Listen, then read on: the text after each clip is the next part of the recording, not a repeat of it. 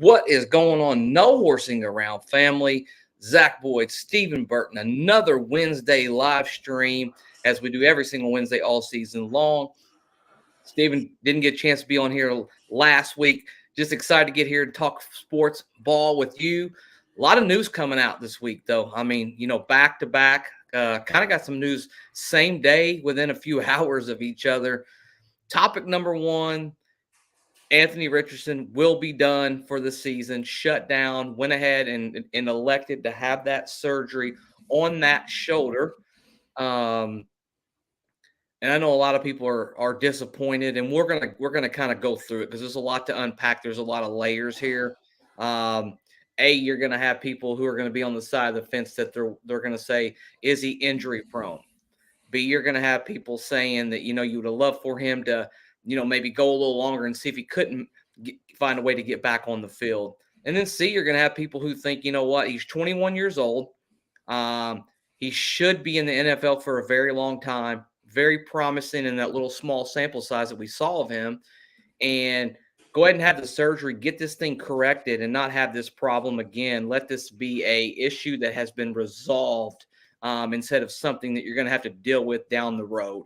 Of those three, where do you kind of fall? Because I really hadn't had a chance to talk to you about it. So where do you fall when it comes to that?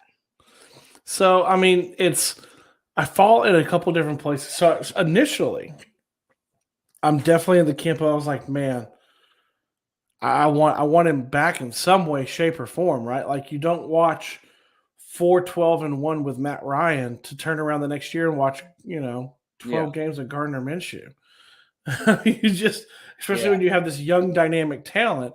And, I was trying to settle up, we did an episode too where we talked about it, was trying to settle up with, I was confused because it's a sprain and you don't normally hear about surgeries for sprains.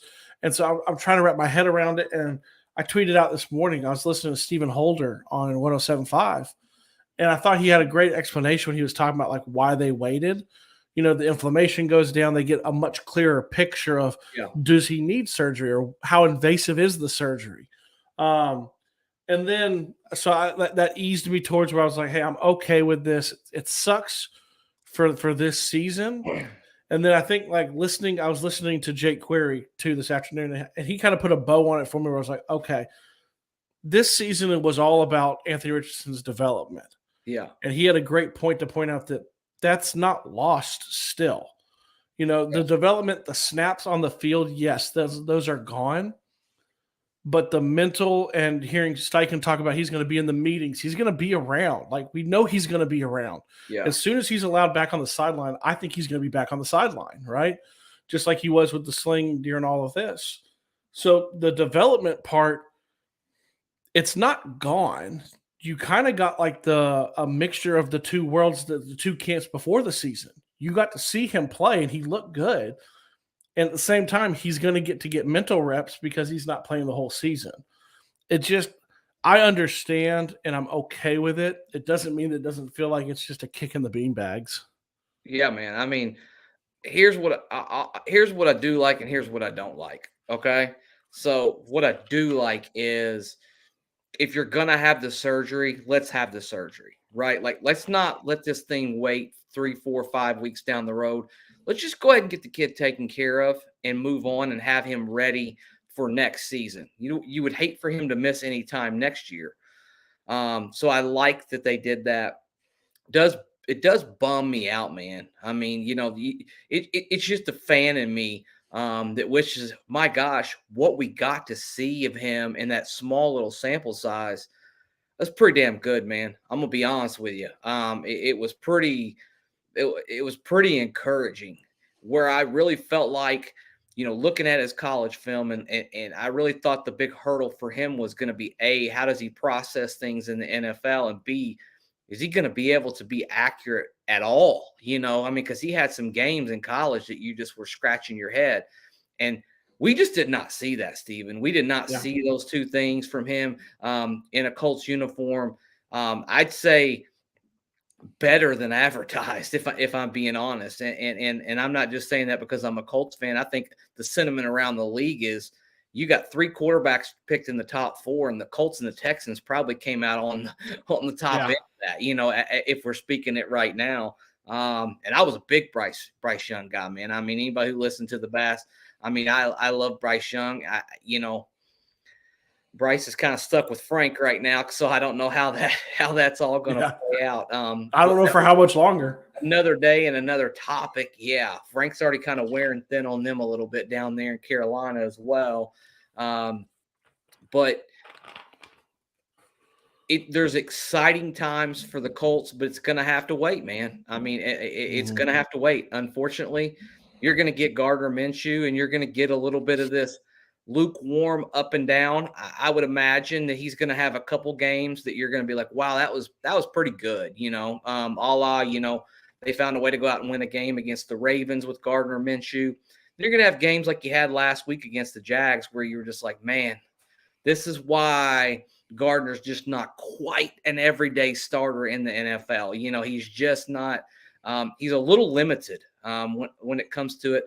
And one thing that we saw from Gardner, not to get off on a tangent, but we saw him a little inaccurate. And that's been the one thing that he's not been. I mean, through training camp, through preseason, up until that point, we haven't seen Gardner Minshew that inaccurate, in a football game for us in a Colts uniform.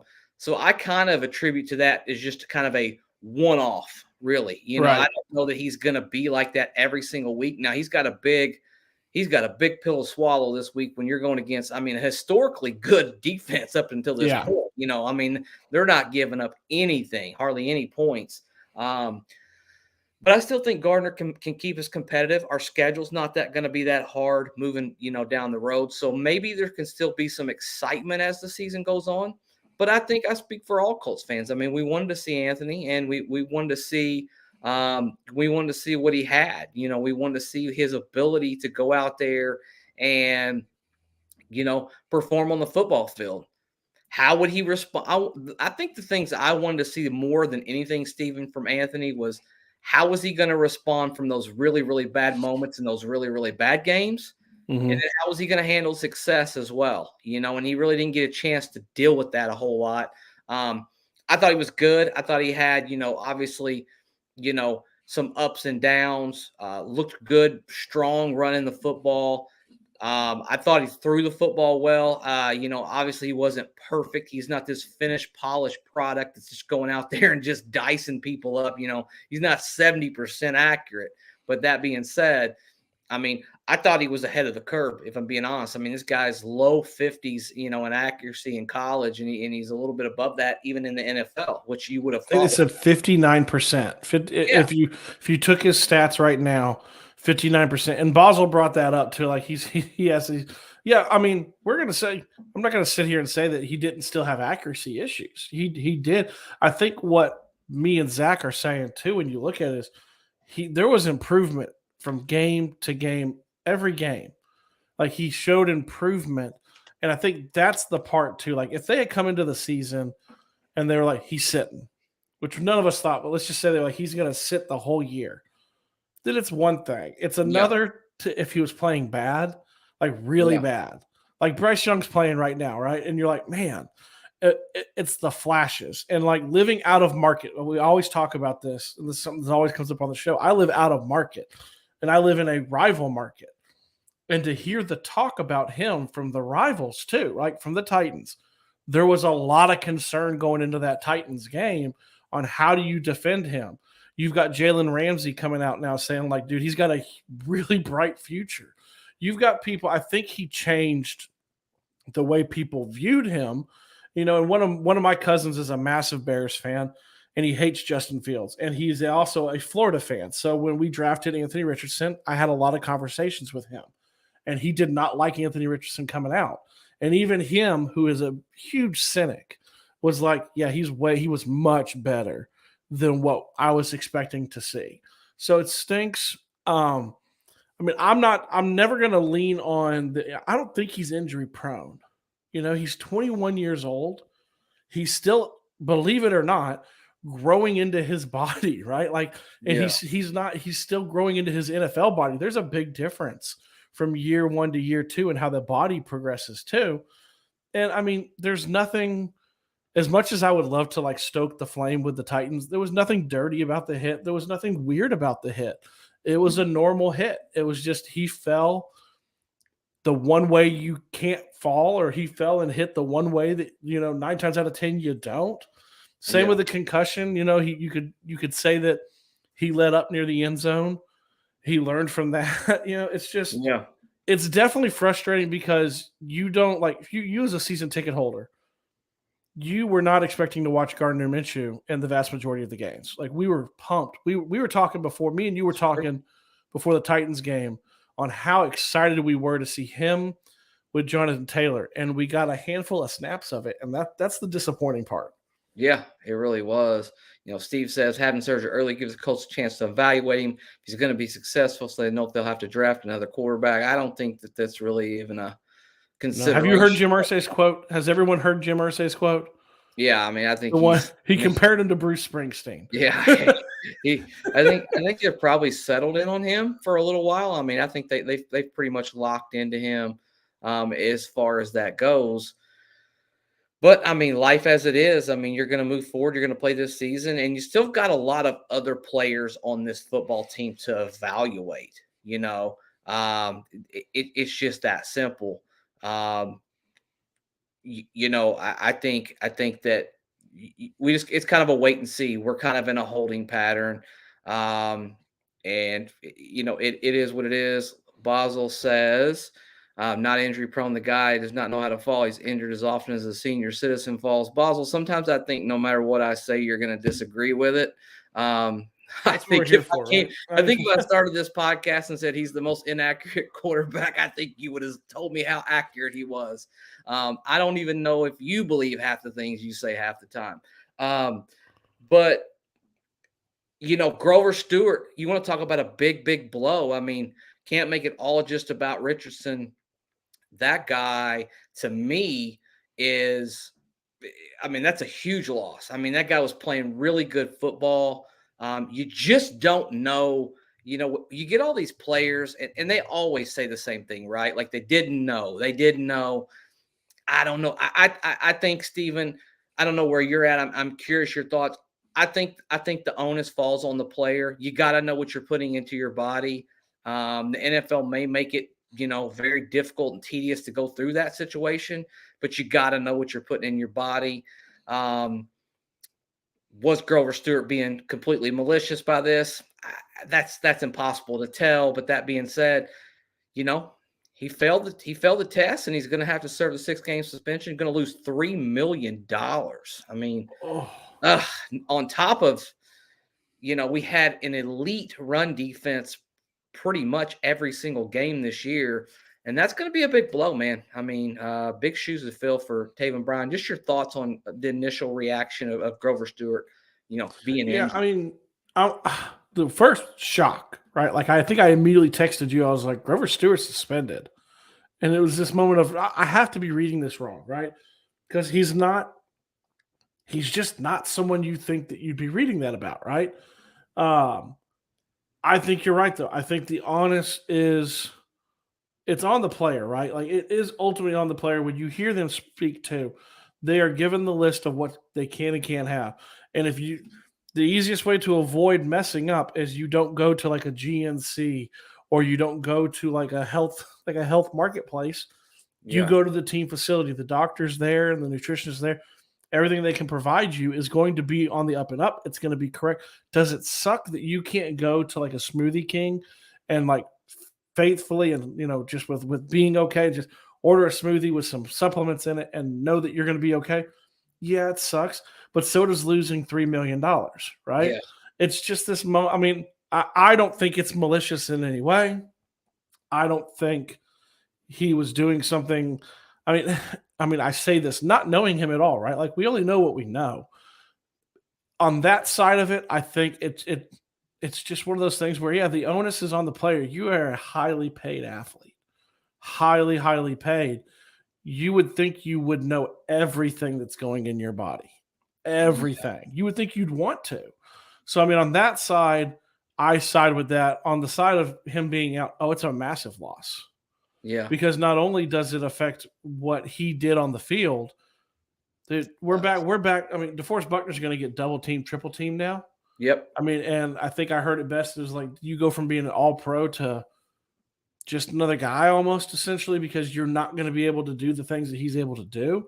And a lot of what Yep. he's been able to do the last few years has because he's had Grover, right? He's had that running mate. Oh man. I And mean, it frees him up. So I mean, it's sad, it's disappointing. I feel bad for him at the same time. I mean, I'm human, he's human. I feel bad that he's losing this money. I feel bad that this happened. If it's an accident and he did something, and he wasn't checking. But in the end, like I said, the onus is on them to know what's going in their body. But dude, it's a huge loss, and you're going against a team that's run the yep. ball pretty decently well now.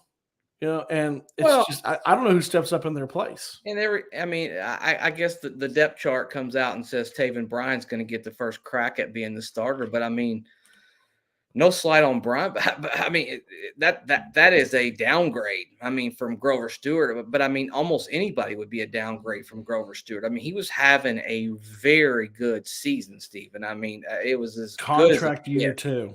Yeah, I mean, contract year. He was probably still going to get paid if we're being honest. I mean, I think he's just very talented. It's first you've really heard of anything like this with him, but so disappointing, on a season where your margin for error is so small.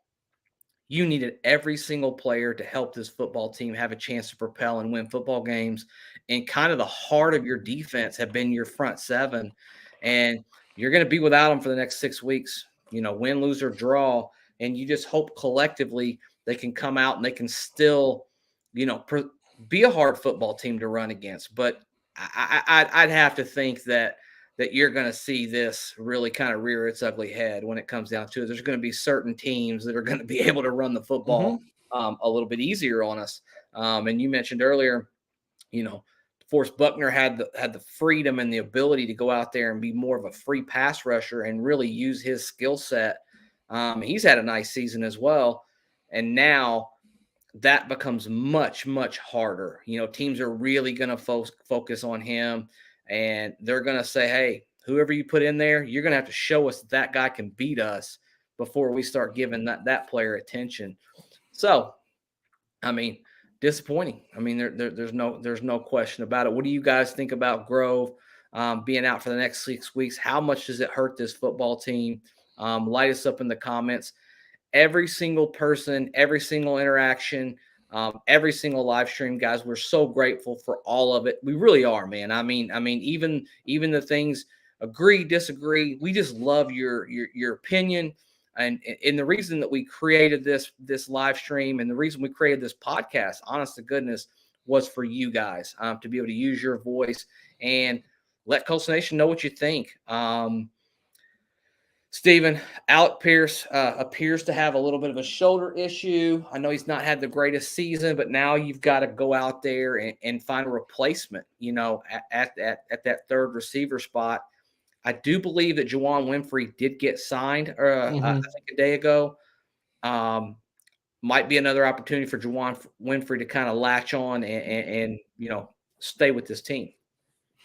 Yeah, I mean, so I'm happy so far. I mean, he was off to the side doing individual drills, so I don't know if that means he's going to play or not. It looked really bad. Like, it looked really, really bad, if I'm honest. So, I mean, I'm happy that it's not looking that it's shaping up to be as bad as it looked initially.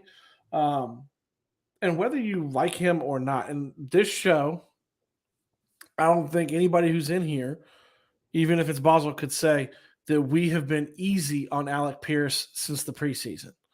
We talked a lot about how he was making big time catches. We all expect him to have a big year, and he's not done it. And I like to think on this show, we have talked about that a lot. So he's been, if you're talking disappointments for the year, it has been him. But you're thin at wideout. And I think the best thing I've heard is you don't have anybody on your roster, active or practice squad, who is that type of receiver, that body frame, that speed, that you don't have that to replace him with. I loved the idea. I've loved the idea of going and getting another wide receiver, making a trade for one, picking up another one. I love all that idea, right? Because I think you're trying to build weapons now for the future with Anthony Richardson, but you're trying to gather more weapons, right? But you're not adding. You're kind of it's like a zero sum game at this point. I think if he's out, he's going to be missed. Whether he's catching the ball or not, just because you don't, like I said, you don't have that receiver, which is really funny when you think. I thought about this today. Is in the past we've always had those big body receivers, right? That's what we had, and we were like, Ballard's never going to draft a small guy, small speedy guys. Well, we have Michael Pittman, who's like the combat dude, but then we got a lot of small receivers now. Yeah. And you got Alec Pierce, who's a big, fast guy. Yeah. And you don't have another one like him. It'll be missed. And I know we'll talk about the Browns coming up too. Like I've got this strong feeling like we're going to be really, really run heavy for the rest of the year. Double tight ends. I mean, it's going to be the whole Zach Moss on one side, JT on the other. Yeah. Just two running backs in the backfield. Steve brings up a good point. Do we think it'll affect the contract situation next year? Steve, I think slightly. I think with the Colts, I think they're going to be more than willing to probably give him something. When it's all said and done, they know him internally. He's built up a lot of goodwill. It's an opportunity to kind of wrong that right. I will say that, okay, the depth chart is already updated. Taven Bryan listed as the starter, and Eric Johnson is the nose. And then Eric Johnson. And those guys got huge shoes to fill. I mean, they've got to really play good football. Basel, I will say Zach, I will just say I'm being a contrarian, but I think Alec is going to get too much grief for the lack of of stats, fantasy football kill outlooks. I don't know if I can completely agree with that. I will say this though. He's made two really good catches this year. He had the big catch from he had the big catch in the Tennessee game, and then he did have that ball that was against Jacksonville. He kind of reached back with one arm. It wasn't a very good pass from Gardner Minshew, and he pulled it out. He plucked it out of the air. But I think when you draft a guy in the second round, he's in his second year. He's got to give you a little bit more, right? Like he's got to give you a little bit more playmaking ability. Now, I will say this. He has been in a situation where he's played with two quarterbacks, one quarterback who should be very good for his skill set, and Gardner Minshew maybe not so much. So maybe that limits him a little bit. But I mean, Josh Downs is clearly the number 2 wide receiver on this football team. I mean, they trust him. He's getting a lot of attention. He's getting a lot of passes thrown his way. And I just think Alec, to me, has lacked confidence, man. I mean, I just do. I think he's lacked confidence. I think he has dropped some passes. Could have been a little bit stronger with the football. And if you look at his stats, I mean, you don't have to go out there and catch, 5-6 catches a game, get touchdowns to affect a football game. But mostly, most of his catches this year, minus one of the bigger catches. He's had 2 nice, really first down catches, 1 downfield. Minus that, I mean, it's been pretty lackluster. That's just my opinion. Well, and he's so I want to attack this twofold. I agree that I think his skill set fits AR much better. Big downfield. But let's also not negate that we know what they were doing with AR through the season. They were doing half field reads. They were doing getting the rhythm, not too many big, deep ones like that. I think as the season went on, I think Alec would have probably seen more balls go his way deep down the field. I also think that it's a trust thing, man. Like we said in preseason, I think Anthony Richardson had ultimate trust in Josh Downs. I think he really did. Like he went to him a lot. I think Minshew has a ton of trust in Michael Pittman Jr., right? Like you can see that already by the first game in there. You got 9 catches. Now and the other part I want to tack on this is the fantasy football kind of killing it. I'm gonna disagree slightly on when you're saying, like, when you're just looking at his stats, that doesn't tell the whole truth. I get it, like we already talked about, not looking his way. He wasn't like the number one read. Shane Steichen didn't draft Alec Pierce. Like let's not forget. Like I know we talk about like GMs all the time. Everyone's seeing how they fit in this offense, right? Alec Pierce is averaging less than, at this point in the season, is averaging less than 2 catches a game. He has 149 yards. Yeah. We're 6 games into the season. Whether you want to say it's fantasy football or not, like those aren't good stats for a receiver. They're just not. Whether he's dropped balls or they've not gone his way, I don't know what his targets are. I'd be interested. I'll probably try to look that up as you talk a little bit too. But you're talking he's averaging less than 2 catches. I'm not asking him to be Justin Jefferson or Stephon Diggs and have 10 catches a game, but that's not good numbers. Like he's not been a focal point. He's not had a great year. And I think you hit it on the head. I think it is so correct. I don't know what happened. I don't know when it happened, but he seemed to almost have the yips and lack confidence. And I don't know when that happened. But I do think, like we said, if AR had been for the full season, I think you'd have seen it going more that way. You'd have seen more deep ball shots. Yeah. The issue now, too, is Minshew doesn't have the arm to go over the top if he's there. He just doesn't have that. That's Alec's game. Yeah, no, you're right. And I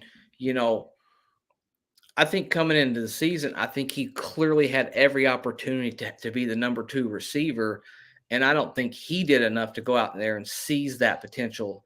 It's a little bit on the wide receiver. Now, I don't think Alec was ever going to be a volume guy. I don't think Alec was ever going to be the type of guy like a Josh Downs, who's basically just a vulture. He's going to catch everything because he's going to get all those short intermediate routes. Alec was always going to get 4, 5, 6 targets a game, but these were chunk plays. These were things that he could do, but it just hasn't developed in the Shane Steichen offense. And, I think Shane all along would have loved to have him as a second or third option. And now, I don't know that I think they almost would rather throw to running backs, and they would almost rather throw to tight ends, as opposed to him. Now, I think they've tried in the last couple of weeks to get him a little bit more involved, some underneath crossers and stuff like that. But that being said, I mean, it's clear quarterbacks, coaches, everybody involved, when they're dialing up play calls, they're looking a different way. And you take it for whatever you want to take it for. But that they're certainly not looking his way, And Basel, he's doing data for us today, which we love. we got the man on the back. 3.6 cards, so 3.5 targets a game so far.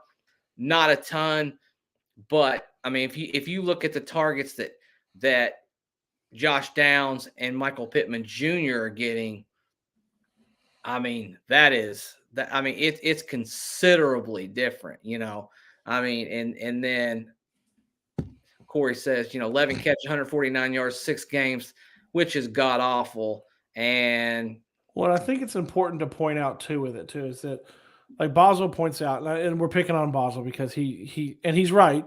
Some of it is justified, and he's not. And Boswell's also telling us he's not saying the complaints aren't justified or unjustified. There's maybe not fully justified, right? If you are getting 3.5 targets a game and you're catching around 1 a game, the drops that you do have are magnified. They're gonna win. The old adage, right? Like when they look your way, dude, catch the ball, right? Like when you get your chance, take advantage of your chance. And I know some of the balls are bad. I mean, hell, the amazing one-handed catch that he had this past weekend was a horrible pass. Yeah. Like it was behind him. He had to there was not a corner within 10 yards of him when he had to do that. I want to talk about that.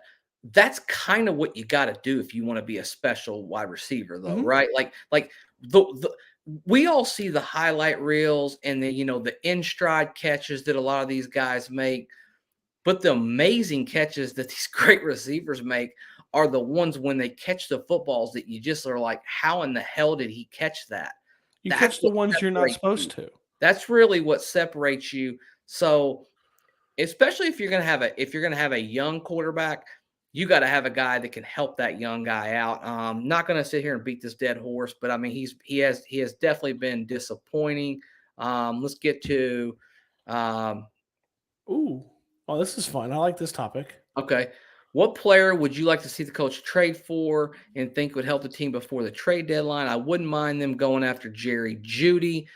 This is a very good topic, Cody Lancaster, and I would like to talk about that. Stephen, I know that you've mentioned Jerry Jeudy in the past. I'm going to give you the floor. I'll give my 2 cents on it after you go. Anybody else? The floor's open, man. I love this topic, Cody. So as far as Jerry Judy goes, I'm a fan of it. And I want to clarify because I can feel Basel and anyone else just firing up the keyboard to tell me he's not very good. The talent is there. He's awfully similar to what you've seen before. You look at the quarterbacks he's had while he's been in Denver. They've not been great. And I'm a fan. Now, am I saying you trade like a 1 or a 2 for him? Probably no. But if you can get him at a reasonable price, you're just adding talent. Like here's like me and you talk about it all the time when we talk about the draft and Ballard, right? Trade down, get more picks. That's great. But eventually you're to a point where you just need talent. And he was not drafted that long ago in the first round because he is very talented. I think if you can get him, then you bring him in because you do have it's a position of need. It's a position where he can develop here. And in my mind, you're all about adding weapons for Richardson in the future, right? That's the idea behind it. Now, is he the first person that I would call for on the Denver team? No. But the one that I would call for, they're not going to pick up the phone for. He's the only off-limit person that they have on that entire team. So, I mean, I'm okay with it because I think you're looking at adding talent. And with Alec Pierce going down now, too, it's even more a position of need. You need more talent. You just need more talent. So here are my thoughts. I'm going to push back a little bit, and here's why. I don't think there's any argument that Jerry Jeudy is a very talented young wide receiver. I think he is absolutely he has great feet, man. I mean, he really has shiftiness. He has the ability to be special. His demeanor, the way he carries himself, I don't think you have to have the most squeaky clean locker room guy in the world, but with this young team and what you're doing right now, I think you're 1 year away from really being in an all-in mode where you're trying to go out there and maybe take that final step. I think he could be a little bit of a distraction. And if you bring him in, he's going to have to deal with Gardner Minshew. He's not going to be able to fly down the field, 60 yard on a go route and have Gardner hit him in stride. He's going to have to be doing short, underneath, intermediate routes. And that could frustrate a receiver like that, man. He's very vocal. He wants the ball. He wants to be a dynamic football player. I'll just tell you what I would do. I don't think the Colts will do it. I don't even know if the Raiders would do it. But for me, it would be Davante Adams, man. I mean, I would go out there and I would go out there to see what Davante Adams needs. You offer a veteran presence in the locker room. You know he's going to be a locker room guy. You know he's going to be the security blanket for the next 3 or 4 years as you're developing Anthony Richardson. Can you imagine having a Davante Adams to throw the football to over the next 3 or 4 years? See, Now, you a got lot me of going, people are man. going to sit there and say, he's in the end of his career. I think you get 3 or 4 more really, really good years out of Davante Adams, man. I mean, I don't think he's not slowing down right now. If it were me and I wanted to make the ultimate power move for the future for this football team, and I wanted to give him an actual, real, viable weapon that he can learn with. Um, I think he's definitely going to be. I think he's definitely going to be a real good asset for this football team. That's who I would trade for. I Oh, mean, this is can I all. can I do mine now? If This we're is doing this that, is you know all. who mine This is is. all just spitballing. Oh, Um, but yeah, go right ahead. you know exactly who I texted you on the Thursday night game between what was it? It was Bears Broncos. Is that right? Or what was the Thursday night game? Broncos Chiefs. When everyone was talking about Jerry Jeudy, I texted you and I said I'll tell you what the ultimate power play move is you go ask the Vikings what it takes to get Justin Jefferson Oh, because he doesn't want to be there. He doesn't have a contract worked out. He never does gonna not want to happen. be there. That's the ultimate power play. That's a young, dynamic, game-changing, game-wrecking wide receiver that you would pair with Anthony Richardson. It would be the equivalent of Stephon Diggs going to Buffalo, right? Bigger. With probably bigger. Yeah. That's the ultimate. What would and Basel asked about Devontae Adams. What would you give up for Justin Jefferson? I would give you what they gave up for Tyreek Hill because nobody's talking about that now. Yeah. As they sit at 5-1 and they do I that, don't I see would it. give up multiple, and I would go get that is the if you're talking receiver, right? Yeah. That is the ultimate power play move. Yeah. Well, I mean, I agree. I don't think that would be amazing. I don't think that's ever going to happen. I don't think Oh, I don't Minnesota's think it will. I I don't don't think think he'd do Minnesota's it. ever even going to consider getting rid of him. Um, you know, uh, I would put together a really solid package for Devontae Adams. I know some people have asked, what would you give away for him? I mean, I, I'm just telling you, receivers with his body type and the way that he actually gets open, he's not relying on speed, pure speed. So you see a lot of receivers who are super fast early on in their career and they get to be 30, 31, 32, 33 years old and that speed starts to taper off and that's really their main skill set. With Tim, it's body manipulation. He has really good size. He has a very good understanding of how to read defenses, get to the open, spots in the zone, soft spots in the zone. So that's why I think he can play a little bit longer than some of your typical wide receivers. Well, and I want to point out something to argue on your behalf. Boswell mentioned three when you said 3 or 4 more years, and that he's 1 month away from turning 31.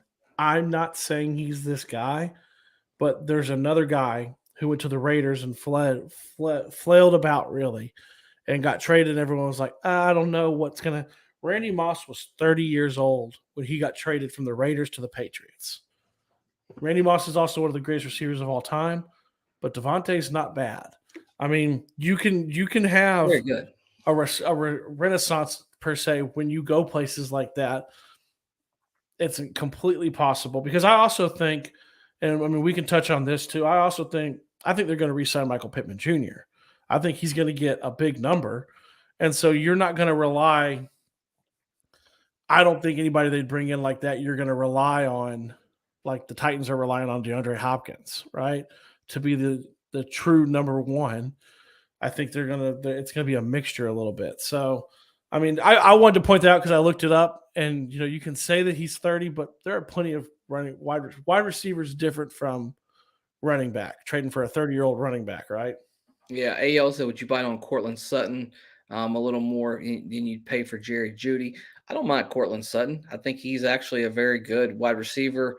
I guess my only concern with Sutton is, aren't you getting something very similar to Are you getting something very similar to Michael Pittman Jr. with him? I think Sutton is definitely a very good possession receiver. Might be a little bit more explosive downfield. Um, I don't know. I don't know that you upgrade a whole lot, but you would upgrade in this regard. You'd have two really viable, good outside wide receivers. I'm just telling you right now, whether it be draft, whether it be trade next year, whether it be trade this year, you have got to go out and get a weapon, man. I mean, you've clearly got a guy who's on the right trajectory. I know he's getting ready to go have surgery on this shoulder.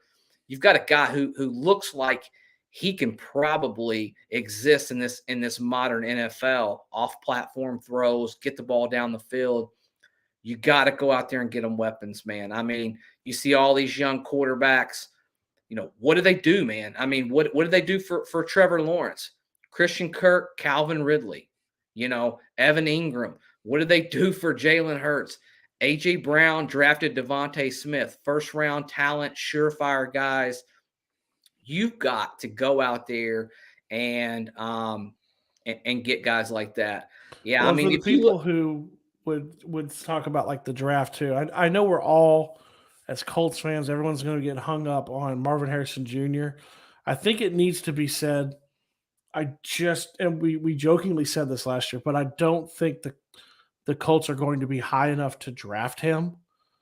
I think you're looking at different kind of receivers, and we'll get into all that later. But like we've talked, like I don't the way the schedule is, yeah, the way Shane Steichen is, the Colts I don't foresee being high enough to get him as much as people would love that. I don't see that.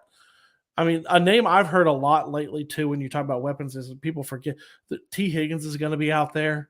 That's an upgrade in some ways, but it's all and you've been the biggest proponent that I know, Zach, of like we got a quarterback on a rookie deal. You got money you can spend now. Like you can spend it to upgrade the positions. You can afford to do some of that, right? Like you can afford it because you're not paying him this exorbitant amount right now. yeah, because I mean, we're going way down in the weeds right now, but you're probably going to shave off some money off of this cap, next year. I mean, you've got some players that, yeah,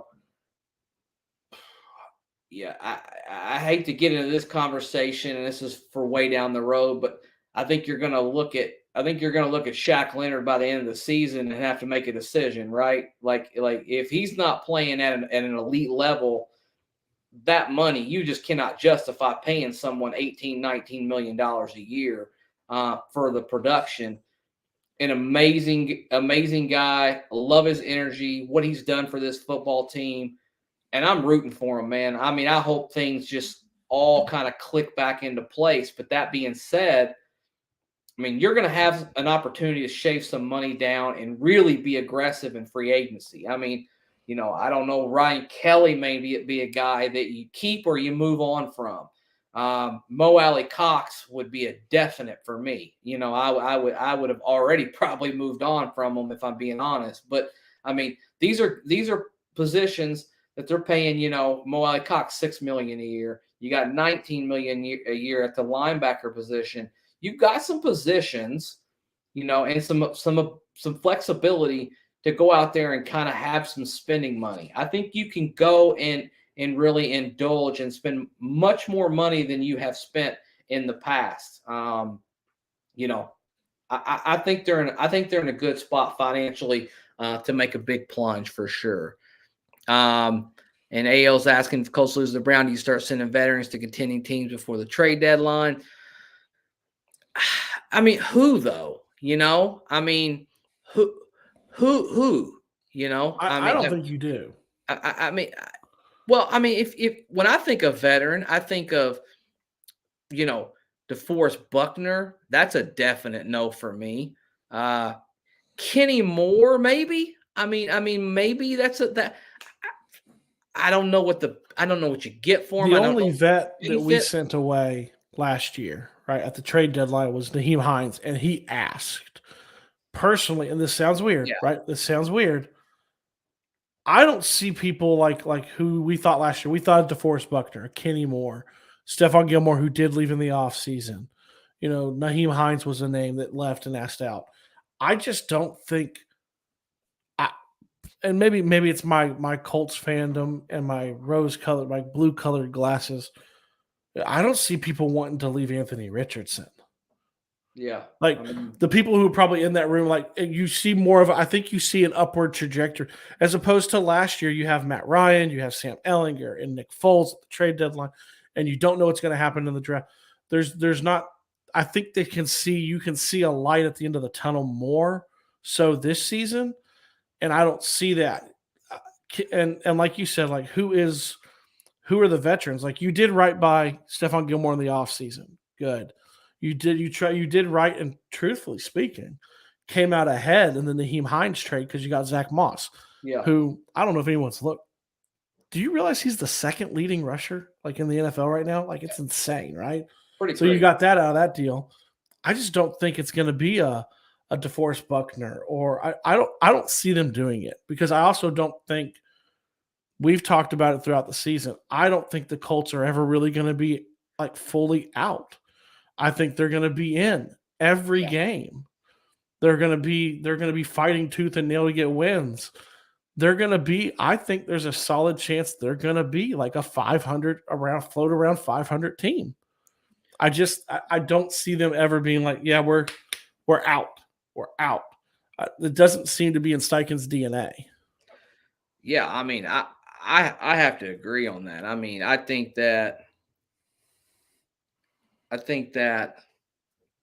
I mean, yeah, I don't to answer the question, I don't think we're going to be buyers or sellers. I think we're just going to kind of hold pat, when it comes down to it. I just think that's the way it's going to be. I mean, reserve currency says, Moss or Moore, two guys that could be sold.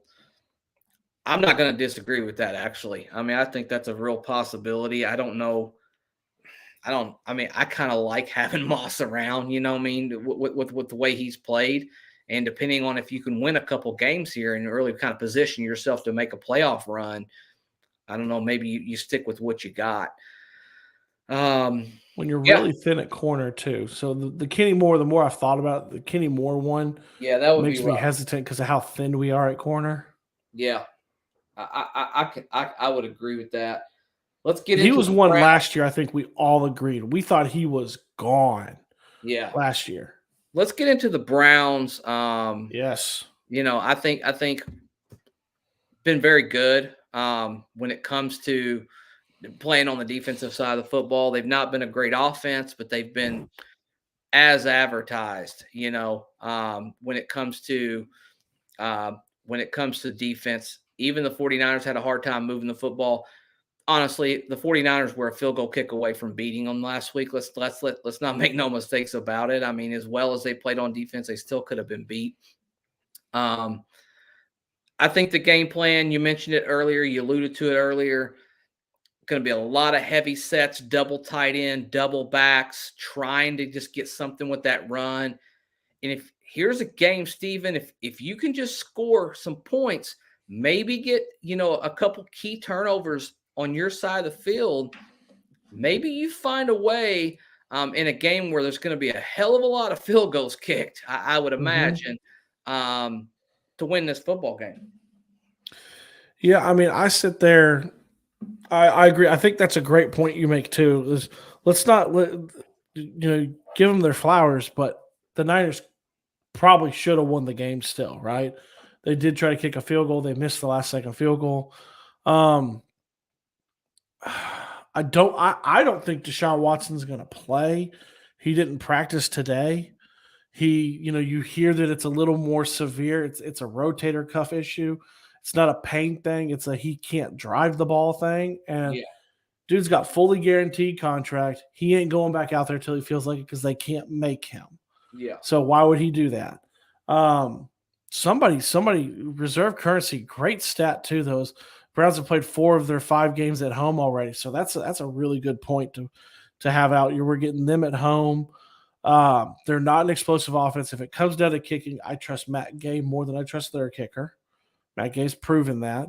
Yeah. I think you're going to see a lot of run heavy, and I think you're going to see a lot of quick rhythm passing, because that's what Minshew does do best. And as bad as he looked last week, I think off the top when we first started the stream, you mentioned, I feel like it's a one-off. It's just, you look over Minshew's career, he's never been that guy who turned the ball over like that. I think if you can put a couple points, this might be one of those ones where it's like first one to 18 wins. Yeah, Know what I mean? Like first one to 18 is going to win the game. you're And I exactly just right. outside of the Jags games, Yeah, I mean, we've never been out of the games. I'd Like say, they're close games. yeah, I mean, I'd say honestly, I'd say maybe first one to 20 wins. To be fair, but I mean, I don't think you're going to see you're not going to see a shootout. I mean, you can't also disregard that our defense has played pretty well this year and should be in this football game from that standpoint as well. Now Minshew's going to have a lot of pressure coming down on him. That's the one real Achilles heel for him. He gets backpedaling on that back foot. He really makes some real poor decisions. Doesn't have a lot of power in that arm when he throws off that back foot. He's going to have to be careful with those. But if you can plant that foot and hit him in rhythm, really like the way that he involved the running backs last week. I think if there's one thing that I really was encouraged by, he really used Jonathan Taylor and Zach Moss a lot in the passing game to really just kind of get short yardage. I think you'll see a lot more of that in this game, honestly. I mean, because they got a sticky defense. They're going to play man. They're going to load that box because they're going to know we're going to want to run the football. And I think Jonathan Taylor can be more involved in the offense this week than he has been in those first 2 weeks because he's now should be acclimated back to football shape now. It's about time. It's a home game, fast track. You'd like to think that they're going to start maybe having, Zach Moss and Jonathan Taylor kind of a split backs back there and really put a little bit of stress on those defenses as to who's going to get the football. And I think Zach Moss is a do everything type of guy. He'll do whatever it takes to stay on the field and kind of produce for this football team. Might even see a situation where he's playing a little bit of pseudo fullback, on the outside perimeter, kind of helping, seal off, Myles Garrett as we try to hit one off that tackle or inside the, Bernard Ryman and Quentin Nelson on that left side. Should be a fun game if you like defense. If you like explosive offense, I don't know if it might be a little bit of a snooze fest when it comes to that. But you know what's crazy?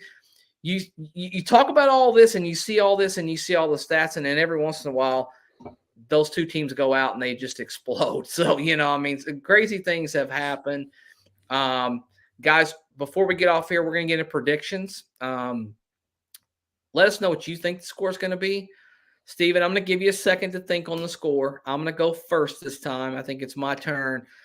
I thought about this a little bit earlier, and I think this is going to be a game of field goals. And I'm going to predict a game of field goals. I'm going to predict the Indianapolis Colts 15-12 in an ugly game where there's nothing but field goals in this football game. No touchdowns. At home, backs against the wall. They got a little bit embarrassed last week. I expect Gardner to be a little more sharp. I don't know that his numbers are going to be gaudy, but I do think he'll be a little more sharp this week. At home, 15. I'm going 15-12 Colts. What say you? So I think field goals are going to be a big thing. I think Gardner's not going to be as bad. And let's also say, hey, let's not forget. I might be a little pumped up for that Indiana Knights jersey that's going to be rolling out there on Sunday too, right? Black helmets, heather jersey. It's going to be a big thing. You got to forget how sad you are that you're not going to see Anthony Richardson in it. But if I'm looking at it, I think I've got this feeling. I think that it's going to be a game that Jonathan Taylor kind of takes over. That the running and that he really shows like, hey, I am back here now. He's happy. He's acclimated. He's paid. I'm going to go 21-14 Colts. 21. I'm gonna go by a touchdown. I think they're gonna have a couple touchdowns. The thing with the Browns defense is as good as they are. The offense, if they were to turn you over, the offense is not one like the Jaguars were last week that seem to show that they can capitalize on that too. Yeah. So, they're a really good defense, and how do you counteract a really good pass rush and a really good pass rusher? You run at them. And I think they're going to look to do that, and I think they're going to get Joshua Downs heavily involved like they have been. Don't you get the vibe this is going to be one of those seasons like win one, lose one, win one, lose one, like just kind of back and forth a little bit, and it's time to win one. I also think there's going to be a little bit of a hey, we really never got the run game going last week. We've been so good with the run game. Obviously, Jacksonville's very good against the run, but that being said, I think there's going to be a little bit of a let's go show the world that we actually are a running football team. We like to run the football. We like to push people around. Coming in that game, Titans defense was very good against the run, and we found a way to really bust it open. So Kind I of think broke them, I you're think. going to see a little bit of that. Colts win. Browns overlooked the Colts because of their win. Hey, I like that. 19-17. It's a good score. That's the exact score of the last week's game, except they beat the 49ers 19-17. It's a great. I mean, let's always remember too, right? Like I think Basel says it really well. They overlooked the Colts. It's still easy the to do. Browns, Yeah, right? easy. Well, and to it's do. also it's still the Browns, you guys. Like I'm not saying anything that no one doesn't know. Like Yeah. just like we feel like we find ways to get kicked in the teeth as Colts fans, the Browns do too. Yeah. Yeah. I would agree. I would agree, man. So yeah, I mean, there we are. We got our predictions in. Predicting a Colts win. After last week's loss, he says, the Colts believe in Minshew again. Love it. Guys, if you haven't had a chance to join this No Horsing Around family, like, rate, review, share, and subscribe. We love all the interactions we do every single Wednesday night. We're going to hop off here this evening. We had a real good time with you guys. Great conversations. Thanks for sticking with us. I know it's a little bit of a rough week. You lose one of your best defensive players. You lose your franchise quarterback for this season. But the Colts are still in it, man. I mean, they're firmly entrenched here. 500 football, home game against 4 teams that are not particularly very good right now as well. So we got a chance. We got a chance. And we'll just see what happens. Steven, as always, man, send us off, brother. Yeah, I mean, I couldn't have said it better myself. In a week that felt like you were just repeatedly being punched in the groin, right? Like as a Colts fan, it's nice to get on here and talk about it. Don't let it take the say. Like there's what I don't want to see as we do this is football is a short season. Like enjoy it. Like don't automatically be looking to next year. Enjoy what you have. You still have a very feisty team. You still have a team that wants to win. You have a very talented head coach. You still have some talent on the roster. So just enjoy it. We're still going to be here every week. We're still going to be talking about it. It's just going to be a little less Anthony Richardson talk, right? Yeah. Like there'll be updates. We'll give you guys updates as we get them, But overall, just enjoy it. Enjoy the game. And in the end, I love you. I know Zach loves you. We're out.